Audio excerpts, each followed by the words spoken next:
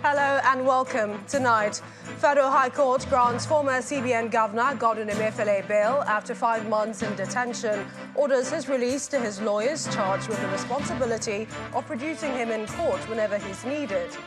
President Bola Tinubu launches National Geospatial Data Repository, an electronic civil registration and vital statistics system to aid process of gathering adequate data on the population. An Accountant General of the Federation raises concern over the country's dwindling revenue, says a series of efforts are ongoing to block leakages and improve revenue generation. On business news tonight, Nigeria's central bank affirms indefinite validity of old Naira notes, directs continuous and adequate issuance with redesigned banknotes to deposit money banks across the country. On sports news tonight, Debutants Union Berlin hold Italian champions Napoli to a 1-1 draw in Naples on match day 4 in the UEFA Champions League.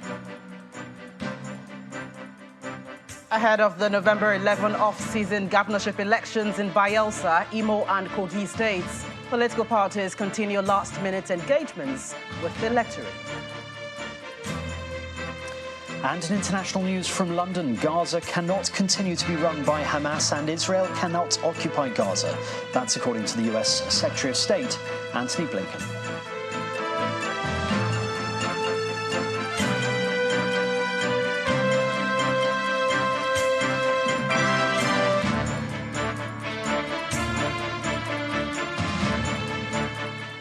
And after 151 days in custody, former governor of the Central Bank of Nigeria, Mr. Godwin Emefiele, can now breathe the air of freedom after Justice Olukayode Adeniyi of the Federal Capital Territory High Court granted him bail.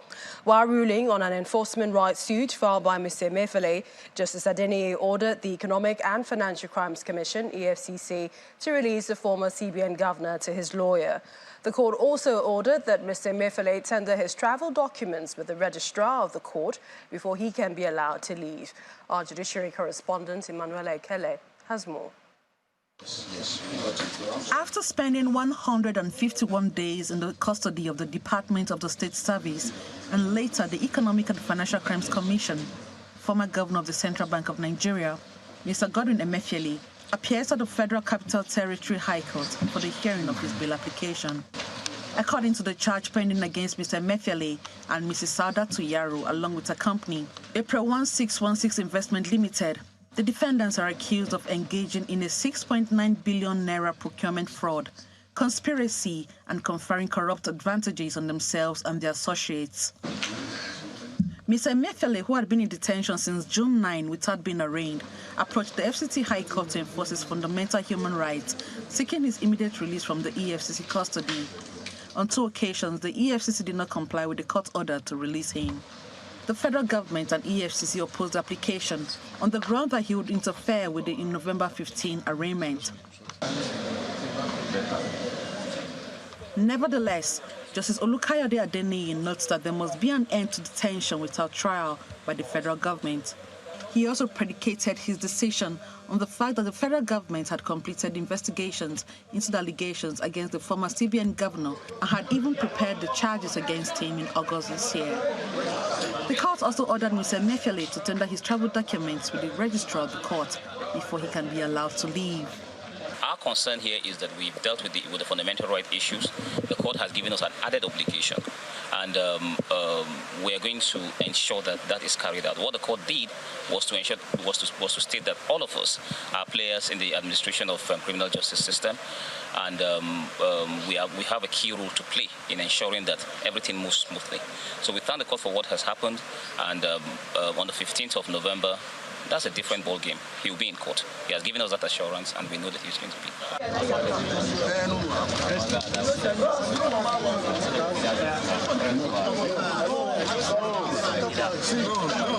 Hearing of the preliminary objection in the suit was adjourned to November 17, 2023. Emefiele, Channels Television News. Away from the courts, the Accountant General of the Federation, Mrs. Oluwatoyin Madeyin, says the country's revenue is dwindling. However, she says a series of efforts are ongoing to block leakages and improve revenue generation. Mrs. Madeni stated this when she appeared before the House Committee on Finance. Our correspondent Terry Kumi has more. During Wednesday's plenary session in the House of Representatives, before delving into the business of the day, the attention of the House was drawn to some matters of urgent public importance. On November 1, 2023, an Akwa Ibom Transport Company, AKTC, vehicle conveying passengers from Uyo to Kogi State was hijacked by gunmen, and a corps member from Akwa Ibom State, Ms. Imabong Samuel, was on her way to her place of primary assignment, PPA, abducted alongside 11 other members. The House resolved to mandate the Inspector General of Police, IGP, to take over the investigation of the abduction of the corps members. The House note the recent tragic collapse of a bridge that occurred on Wednesday, 18th October, severely affecting the vital link between Asabase and Uzere communities, which serve as the connecting point between Ndokwa East and Ndokwa and Isoko South local government areas of Delta State to Bayelsa and the River State. In the meantime, the House will receive the central bank governor for an interaction on the bank's new forex policy and ways to improve the naira.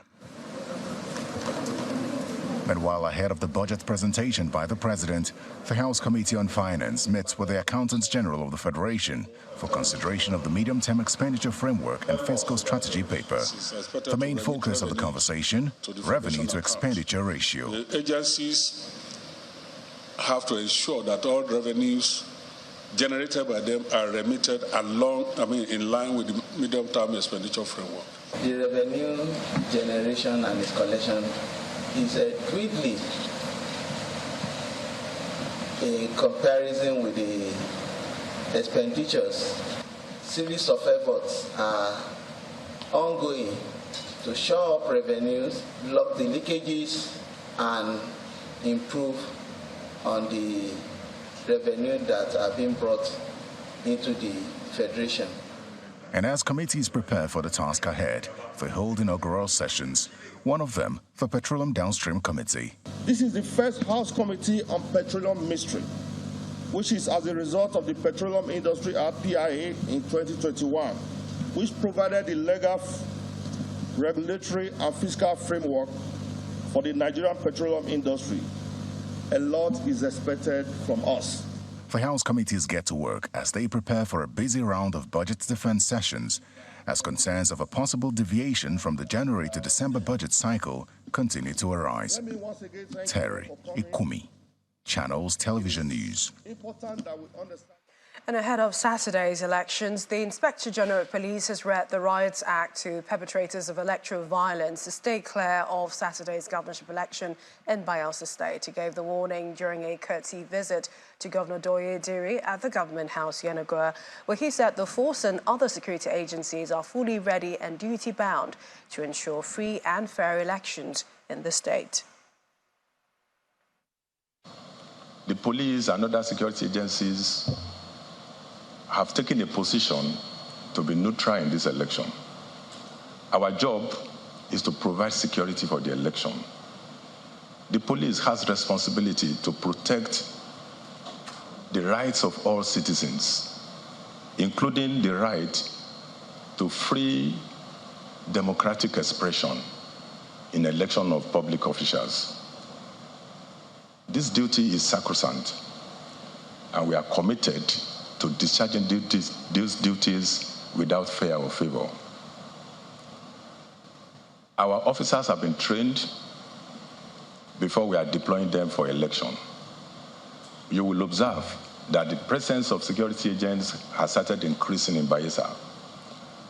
The security agents that we are deploying are here to give confidence to the people of Bayelsa State, to give confidence to the electorates, the voters, to come out and vote on the election day. Meanwhile, the Kogi state governorship candidate of the People's Democratic Party, PDP, Mr. Dino Melaye, is promising residents of the state free education from primary to secondary level in the eastern part of the state. The PDP candidate made the pledge during his campaign in Bassa local government area. He decries the state of the roads in the community, maintaining that he will fix the roads in the area. Bassa local government area of Kogi State is the latest stop for the campaign train of the People's Democratic Party, PDP, in the late hours of the day. His first stop is the palace of the Aguma of Bassa Kingdom.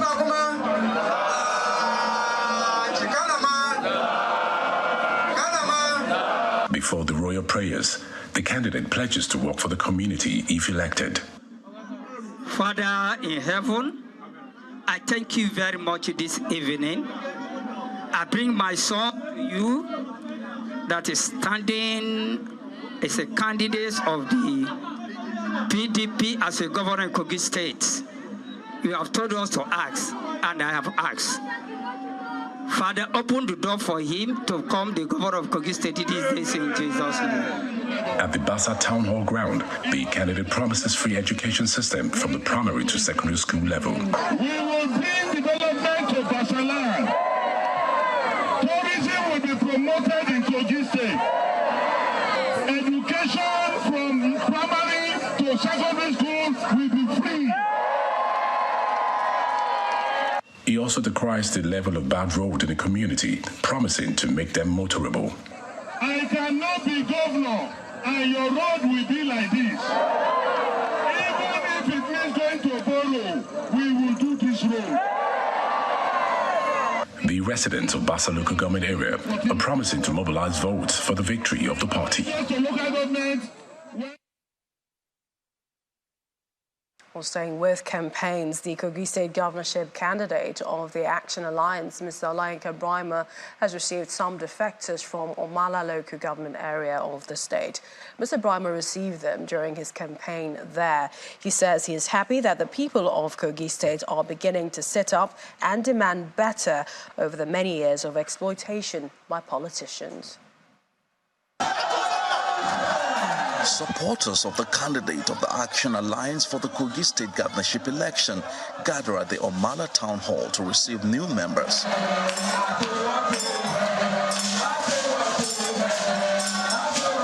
The AA candidate is joined by the leader of the defectors from Omala local government area, Mr. Emmanuel Solomon, who was the People's Democratic Party candidate for Omala State constituency in the last general election.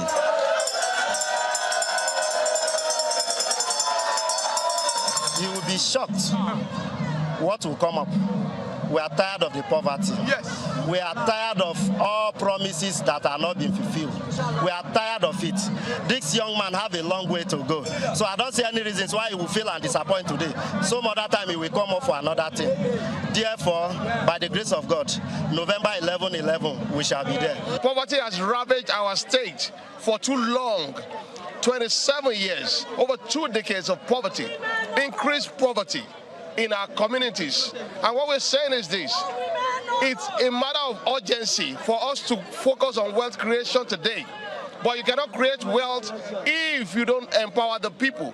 Our people need to start making money for government to make money. The leadership of the party is confident of victory following their engagements across the state. The campaign of this guy, Oyibo, today, from PDP to AA, has seriously galvanized the people hard to do what? To seriously now go into AA. In those days, the AA is just like a relaxing of a team, not until Brahma now came. Seriously, and one thing with Omala I know quite sure is that when they say they will do something, they will do it. When they say they will vote for AA or Olayinka, they will do that. We have a lot of Yorubas in Omala here and other tribes that are warming up to vote for AA. So he's on the track. I'm elated, I'm happy, because a lot of young people, they are seeing that there's a future with our START agenda for wealth creation. You can see that several graduates in our state that are in every community and jobless. The campaign train then hits the streets of Omala town, urging the people to come out on Saturday, November 11, to vote for the candidate of the Action Alliance. In part two, after the break, political parties continue last-minute engagements with the electorates in Imo and Kogi states. That's in a moment. Please stay with us.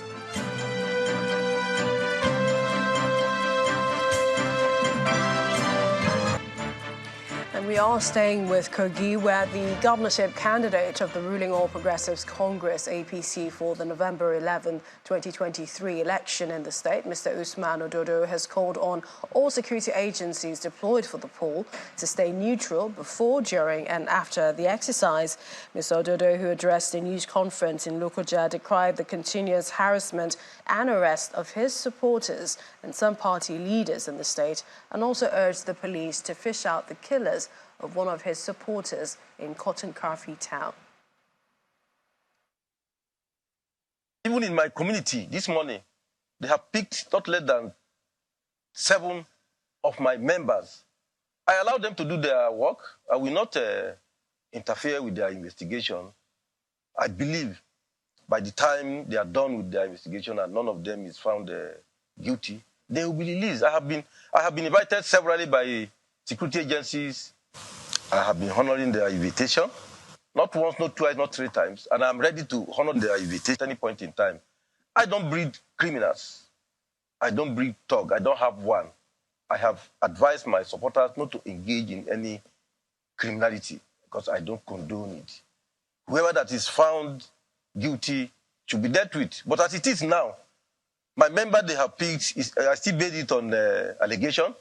Let them do their investigation, and I believe they will do that without bias. And as soon as they are done, they will be released.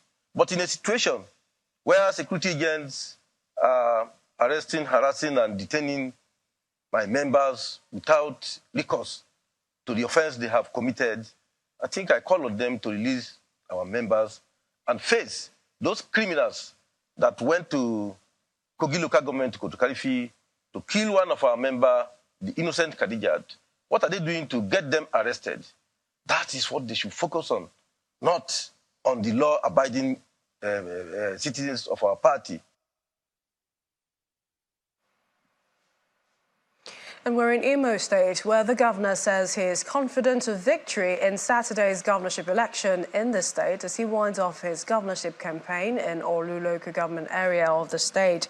Speaking at the campaign rally, he says he will not allow what happened in the 2019 governorship elections happen again, where 388 polling units were unlawfully excluded during the collation of the final governorship election result, which made him contest the result up till the Supreme Court. Governor Hope Uzodimma's campaign train hits Wangele local government area of Imo State for the last lap of his campaign rally. Here the people are all present to receive the governor and his running mate.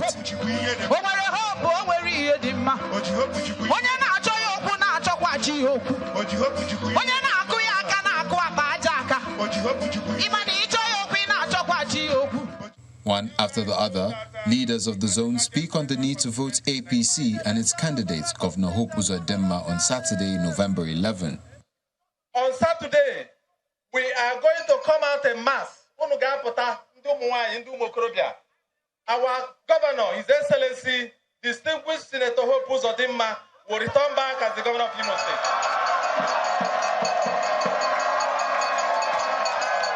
The number of appointments given to this federal constituency supersedes any, and we can only say thank you to His Excellency. How can we say thank you to His Excellency? We will say thank you with our vote. On 11/11/2023, in Atoya, Yanaga, APC, APC, APC, APC, APC, APC. In a speech, the governor says he's confident of victory and urges the people to vote for the APC. I have seen the enthusiasm. I have seen the commitment. I have seen the hard work. There is nothing. The beginning and the end is that you have shown me love. And I will love you back. On Saturday, come out early enough. You vote, wait there. They will count it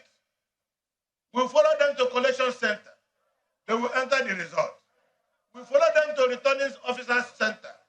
They will return the result, and they will declare us winner. From Wangele local government area, the team moves to Olu local government council, where Governor Uzodimma says he will ensure that the mistakes made in 2019 governorship election does not repeat itself. In 2019, you came out in mass. You voted for me. 100%. 388 polling units. Those votes were excluded. And the fake result announced. I went up to Supreme Court. I recovered those votes.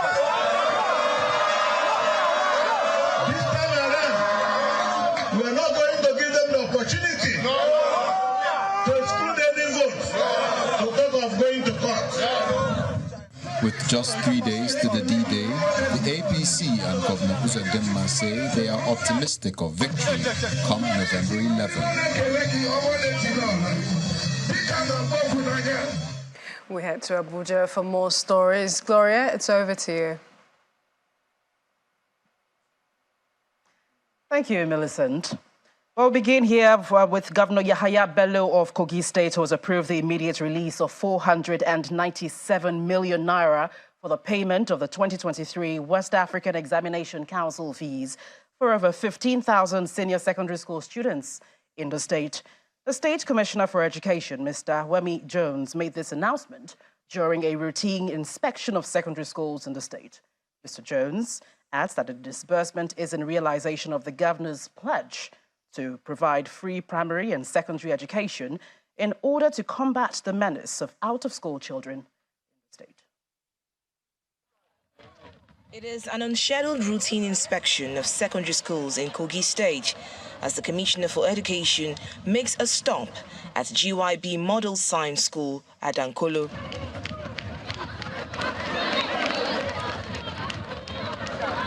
In line with the state's policy of zero tolerance for out-of-school children, the Commissioner for Education announces the cheering news. The government of Alhaji Yahaya Bello declared education free.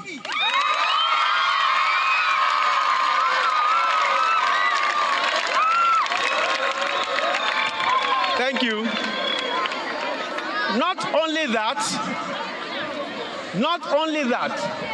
in addition to making education free, the government is also aware that there may be some challenges when it comes to payment of certain examination fees. So beginning from this year, internal and external exams will be paid for by the government of Alhaji Yahaya Bello. A total of 15,033 students will benefit from the gesture. Yeah, I'm very excited about that. Very happy and trying to express my deep appreciation to him for this great honor, for paying everything, like clearing everything. We are so happy. We are very excited. Before now, the WAEC payment and other exam payment has always been a burden on the parents. And now the burden, His Excellency has lifted the burden off the shoulders of parents, and we are very happy. That is to say that we are very sure that our students and their parents will put in all their effort to see that other needs that the children need will be supplied. A breakdown of the beneficiaries shows that Dekina local government area has the highest number of students with 1,867 beneficiaries, followed by Lokoja local government area, which has 1,569 students, and Okene with 1,345 students. President Bola Tinubu has pledged his support to the National Population Commission in a bid to deliver the first digital population and housing census for the country. The president said this while launching the National Geospatial Data Repository and the Electronic Civil Registration and Vital Statistics System at a ceremony in the State House. According to the president, it is expected that the result of the census will provide the nation with the much-needed data for development planning and the enthronement of good governance. Our State House correspondent, Lanre Lasisi, reports. The stage is set for the launch of the Electronic Civil Registration and Vital Statistics System, alongside the National Geospatial Data Repository and the National Coordination Committee on the Vital System. In attendance are traditional fathers, cabinet ministers, parliamentarians and other invited guests. The president arrives accompanied by top government dignitaries.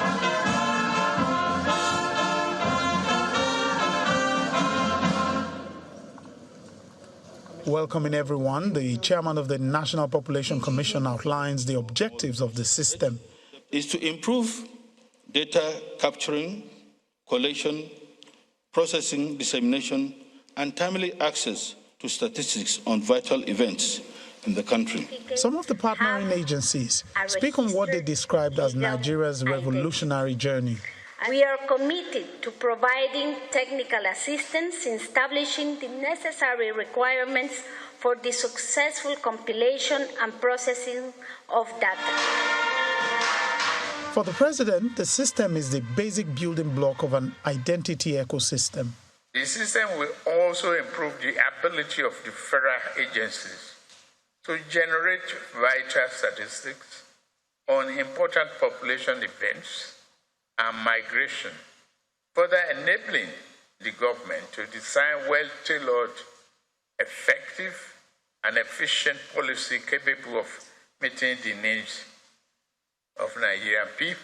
He also touched on the work of the Population Commission to deliver the first digital population and housing census for the country. Collecting accurate and reliable information on the size, distribution, composition and characteristics of the population is an essential governance activity, which is also consistent with our Renew Hope agenda.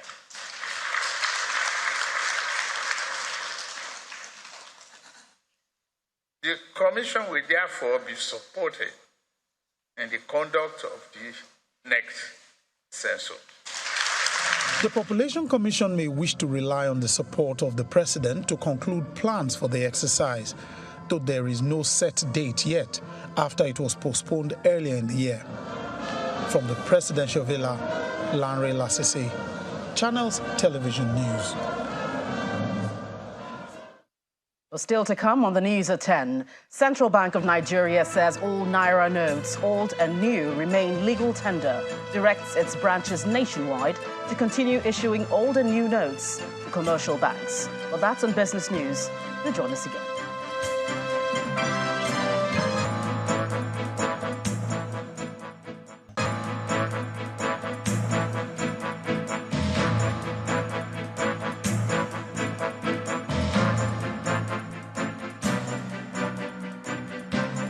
Coming to you live on Channels Television. President Bola Tinubu is scheduled to leave Abuja for Riyadh, Saudi Arabia, to attend the Saudi Africa Summit, which is scheduled to take place in Riyadh on November 10, 2023. At the Saudi Africa Summit, the president is expected to underscore Nigeria's commitment to attracting more foreign direct investment and expanding business partnerships, which are strongly reinforced by his administration's ongoing domestic economic reforms. The special advisor to the president on media and publicity, Mr. Ajuri Ngilale, in a statement, disclosed that discussions at the first Saudi Africa Summit will revolve around supporting joint action, enhancing political coordination, addressing regional security threats, while bolstering cross-sectorial investment cooperation. The president will be accompanied by the Minister of Foreign Affairs, Ambassador Yusuf Tugar, Minister of Education, Professor Tahir Maman, Coordinating Minister of the Economy and Minister of Finance, Mr. Wali Edu, among others. Thousands of residents in Ikorodu and other neighboring communities have been gifted with various food items as well as clothing materials. Convener of the Christ Compassion for Rural World, Pastor Matthew Ashimolowo, says the non-denominational platform is a vehicle for extending God's love and compassion to remote villages and communities. Pastor Ashimolowo adds that the one-week-long outreach also offers community members the chance to benefit from the 200 to 300 free surgeries at the Ikorodu General Hospital, while over 300 on-site medical personnel will attend to other health needs of the residents. The Igbobo Township Stadium is fully packed with residents of Ikorodu and other adjoining areas for the maiden edition of the Christ Compassion Crusade 2023.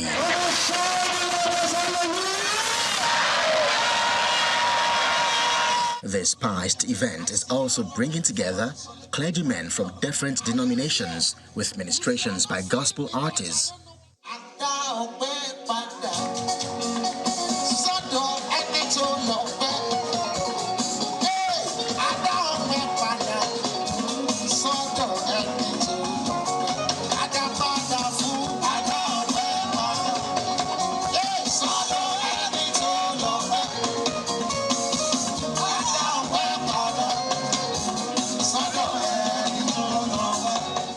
Earlier, the stadium was transformed into a relief distribution camp as various items were shared to residents.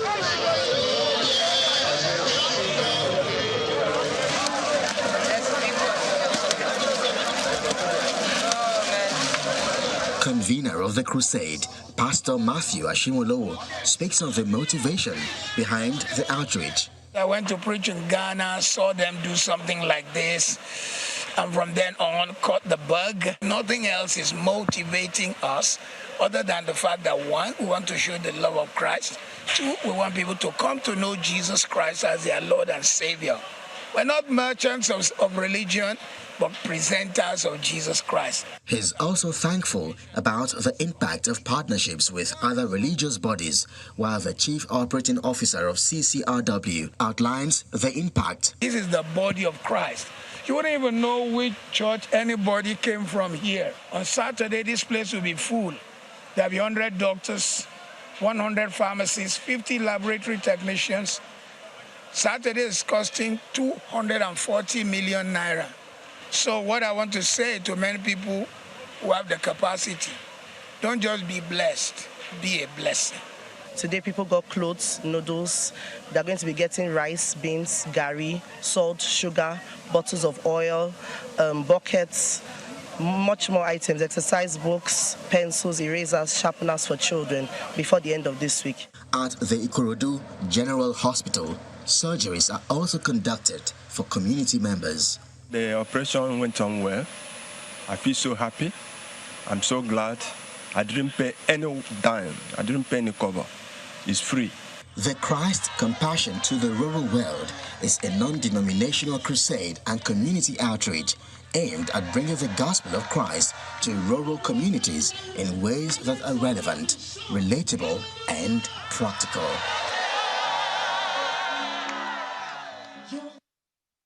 Well, that's it from the nation's capital. It's back to you, Millicent, for the rest of the news at 10. Thanks, Gloria. Arm of the International Bureaus PLC has held the 8th edition of its annual Kickstart Awards ceremony. Kickstart is an initiative aimed at promoting a culture of entrepreneurship among youths in the country. The 8th Kickstart Awards ceremony, centered around the theme From Ideas to Impact, Nurturing Young Entrepreneurs for Economic Growth, sets the stage for celebration of innovation, determination, and the entrepreneurial spirit. Hosted by the International Breweries Foundation, the initiative gives youths across the country opportunities to fulfill their entrepreneurial dreams. The uniqueness of our employment interventions does not just tick the box, but it offers 3 critical interventions, which are training, mentorship, and grant support to enterprises. And all of these, we try as much as possible to make sure that they align with the United Nations Sustainable Development Goals. Kickstart has remained steadfast in its mission to empower the leaders of tomorrow. Individuals who have driven by single purpose of growing sustainable businesses here in Nigeria and in our various communities. Sweden has been part of this since 2019. We are not ready to go back. We are not ready to step down. We are here to stay and put our weight behind international bureaus. From over 7,000 applications, these 50 new Kickstart awardees are finally selected to receive financial support ranging from 500,000 naira to 3 million naira, with a grand prize winner taking home the ultimate. This encourages them as young entrepreneurs to develop or expand big ideas into sustainable businesses. Nigerians have a very beautiful entrepreneurship value, but they lack of the means to make this happen. So we have trained more than 2,000 people, and we have given grants to 400 people around Nigeria to help them run now very good businesses, successful businesses that can help them continue generating more jobs. It didn't feel real when I was told that I was the grand prize winner. You know, I applied for this last year. I didn't get to this stage, and then to come back and then be at this stage, it just feels great. The Kickstart initiative is an active annual corporate social responsibility project of the International Breweries Foundation, dedicated to nurturing young entrepreneurs between the ages of 18 and 35. Up next is business news. Here's Anne Waldo. Banking, so easy, so simple. Dial *894# now to experience it. You first, First Bank.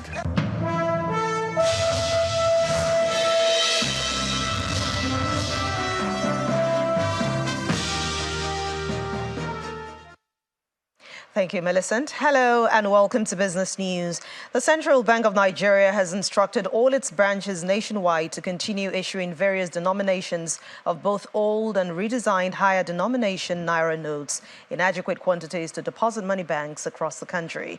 The CBN's announcement, which is affirmed by the statement released on its website, also directed that every banknote that it has issued remains legal tender and should not be rejected by anyone.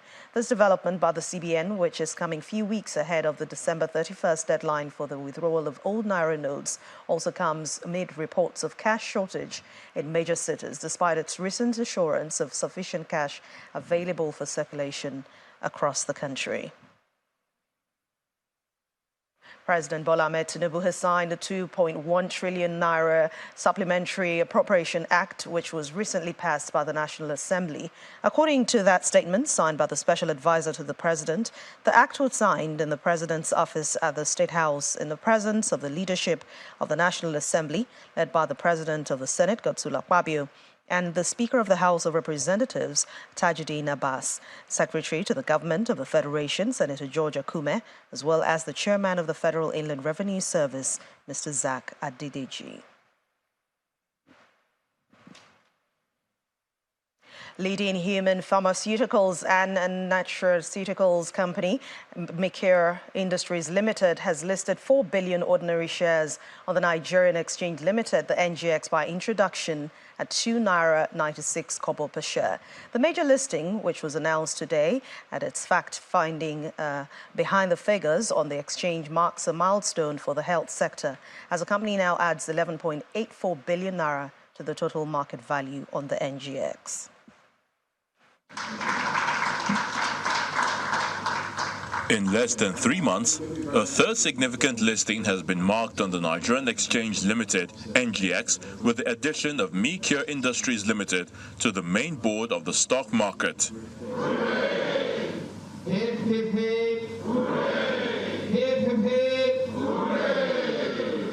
The company, which is a key player in the human pharmaceuticals and nutraceuticals manufacturing sector, made its debut on the NGX on Wednesday with the release of some of its latest financial records, which shows a revenue of 26.6 billion naira posted last year, up from 20.6 billion naira as at 2021.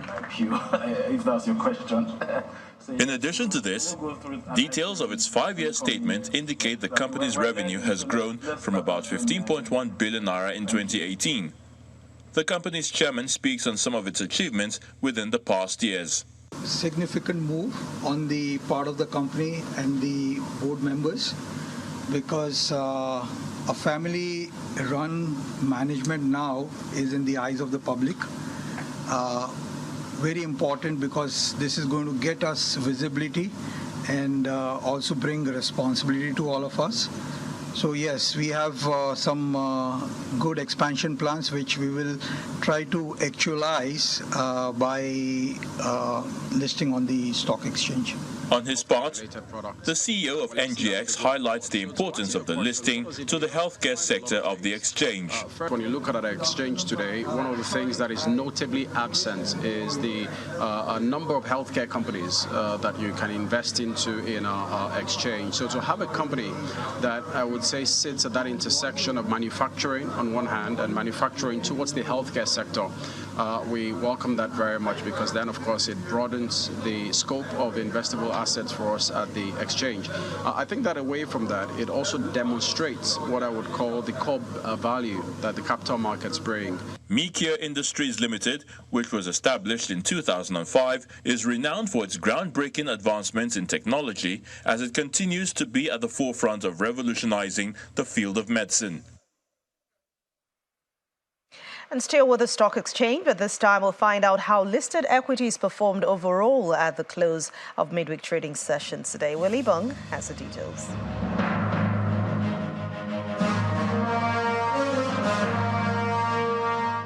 Thanks, Anne, and welcome to the Stock Market Report. Well, today we got a new listing on the NGX and also a new high. The all-share index is on flight mode, taking on full speed and probably going to hit 71,000 at this rate. Investors' interest in Access Holdings, GTCO, UBA, FBN Holdings, and that's from the banking sector. And looking at the industrial sector, Lafarge and Bois Cement, the positive performance we saw today. Now, let's look at the turnover charts. About 558 million units of shares traded today, with FBN Holdings accounting for over 209 million units. Value saw that jump today, 9.79 billion naira in value, except for deals with the lower number there. Now let's zoom in on the gainers. Japan Gold on that chart, topping it, and Mikio on full bid today. Remember, Japan Gold announced its intention to raise extra capital, and Mikio listing on the NGX today. Good news for the market, but some stocks did not do so well. We see Caverton leading a pack of 23 other losers, and its stock price declined today by about 9.87% to close at 1 naira 37 kobo. It's an ever-moving train on the NGX, and you are definitely invited to join the ride. Will Ibang, signing out.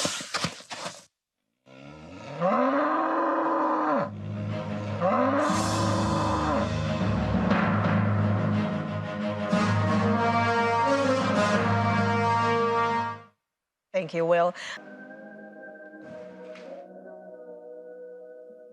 Banking so easy, so simple. Dial star 894 hash now to experience it. You first, First Bank. Thanks, Anne. Israel's chief military spokesman says 50,000 Palestinians left the Gaza City area today after Israeli forces once again opened Salah el-Din Street, the main road to southern Gaza Strip, for 5 hours. And this is an hour longer than yesterday's window. Simon Pusu has more in international stories and around the world in 5. Good evening and welcome to the channel's studios here in London with your international news around the world in 5. Gaza cannot continue to be run by Hamas, and Israel cannot occupy Gaza. That's according to the US Secretary of State Antony Blinken. We all agree that humanitarian pauses would advance key objectives. Speaking at a news conference after the G7 foreign ministers met in Tokyo, Mr. Blinken said that a period of transition with regards to post-conflict governance in Gaza was possible. G7 nations said in a joint statement that Israel had the right to defend itself while underscoring the need to protect civilians and to comply with international humanitarian law. The British Foreign Minister said a move towards a peace-loving leadership in Palestine was the most desired outcome in the conflict, reiterating Britain's support for a two-state solution. In the short term, it is inevitable that Israel, because they have the troops in Gaza, will need to have security responsibility. But our view is, as soon as is practicable, a move towards a peace-loving Palestinian leadership as the most desired outcome. The European Union has proposed to start membership talks with Ukraine once conditions are met. The top European Union officials' recommendations brings Kyiv a step closer to a major strategic goal, even as it struggles to repel Russia's invasion. It is an important milestone on Kyiv's road to Western integration and a geopolitical gambit for the EU. Leaders are expected to decide on whether to accept the Commission's recommendation at a summit in December. In a video message, President Volodymyr Zelensky has called the EU report on membership progress a right step in history. Ukraine has completed, I was there over the weekend and could convince myself, well over 90% of the necessary steps that we set out last year in our report. Just to give you an idea, main progress has been achieved on the constitutional justice reform, on the selection of the High Council of Justice, the anti-corruption program, progress on anti-money laundering, important measures to curb the oligarchs' grip on the public life, new media law, and progress on national minorities. One person has been killed after a demonstration for more pay by garment workers in Bangladesh, which turned violent as police used tear gas and rubber bullets while protesters threw stones. The latest death was the third since protests erupted in the past week. On Tuesday, the government said that the minimum wage would rise by 56%, the first increase in 5 years. But workers are demanding almost twice the amount offered. A pro-Palestinian march due to take place on Armistice Day would only be banned as a last resort. That's according to the Metropolitan Police Commissioner. Completely understand. Sir Mark Rowley vowed officers would do all they could to protect remembrance activities and Jewish communities. On Monday, the force publicly urged organisers to postpone the event, which is due to take place in central London, saying it would not be appropriate. Both Prime Minister Rishi Sunak and Home Secretary Suella Braverman have criticised the timing of the march on the 11th of November, which thousands are expected to attend. The Kenyan Red Cross has called for emergency action amid intensifying rains and floods that have so far killed at least 15 people and displaced more than 85,000 households. The World Meteorological Organization said that El Nino, the phenomenon behind the heavy rains, is likely to persist until at least April 2024. The Kenya Red Cross said the counties of Garissa, Tana River and Kilifi were at risk of flooding. Heavy rains have swept through East Africa in recent days, leading to flooding in parts of Kenya, Somalia and Ethiopia. And European astronomers have released the first images from the newly launched Euclid Space Telescope, designed to unlock the secrets of dark matter and dark energy, which are thought to make up 95% of the universe. The European Space Agency says these pictures of a nearby universe 240 million light-years away are the sharpest of their kind. The ESA is leading Euclid's 6-year mission with partner NASA. And that's your international news around the world in 5. Now back to the channel's studios in Lagos.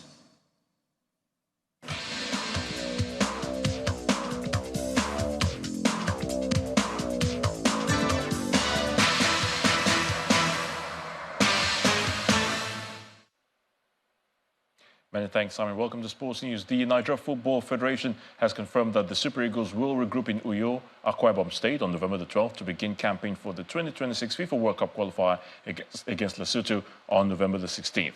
The encounter will hold at the Godswill Akpabio International Stadium.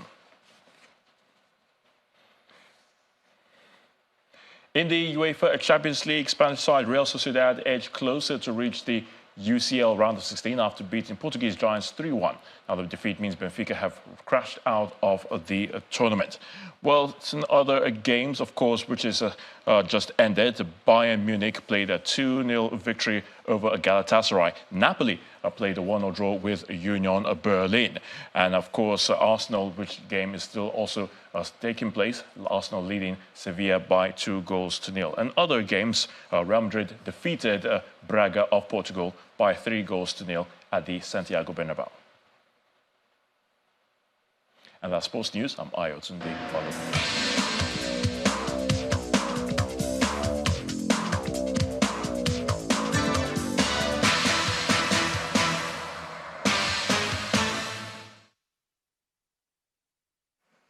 And the main news again. Federal High Court in the nation's capital today granted former CBN Governor Kogi and Emefiele bail after 5 months in detention. The court ordered his release to his lawyers charged with the responsibility of producing him in court whenever he's needed. Yeah, it's news at 10 tonight. Many thanks for watching. I'm Millicent Walker. Have a good night and stay safe.